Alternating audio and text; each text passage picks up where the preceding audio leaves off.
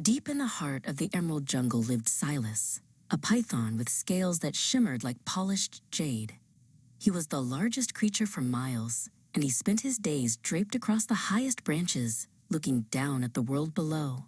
Silas believed his heavy coils were the only things that mattered in the great green wild. One morning, a small mouse named Tiku scurried past, carrying a single dried seed. Silas hissed a cold, mocking laugh. "Little Tiku," the python said, flicking his tongue, "why do you even bother? One movement of my tail could crush a boulder, while you spend all day struggling with a tiny speck of food." Later, Batra the frog hopped onto a fallen log near the riverbank. Silas let out a thunderous chuckle that shook the leaves. "Look at those spindly legs," the python jeered. "It must take you a lifetime just to cross the path. Real strength is found in size, little jumper, not in hops." Silas slithered through the thick undergrowth, his massive body parting the ferns like a ship through water. He felt invincible, convinced that nothing in the jungle could ever challenge his power. He didn't notice the shadows shifting or the strange, heavy scent of hemp and rope hanging in the air. With a sudden, terrifying thwack, the world turned upside down. A heavy hunter's net, hidden beneath the leaves, snapped shut around Silas.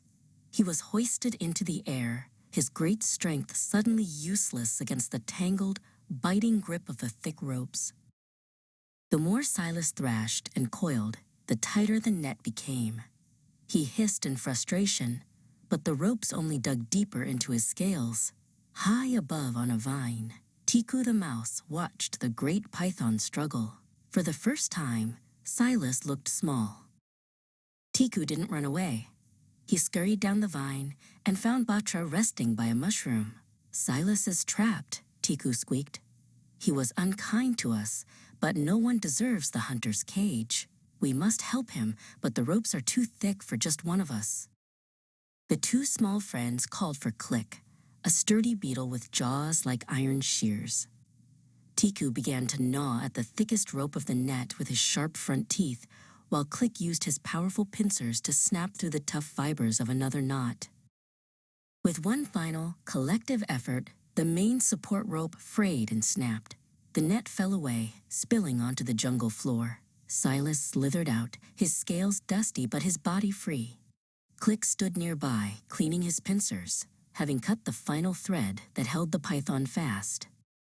Silas lowered his great, heavy head until it rested on the soft moss right in front of Tiku. "I was wrong," the python whispered softly. "I thought strength was measured by the size of a coil, but true power is the kindness of a neighbor. I am sorry, and I thank you."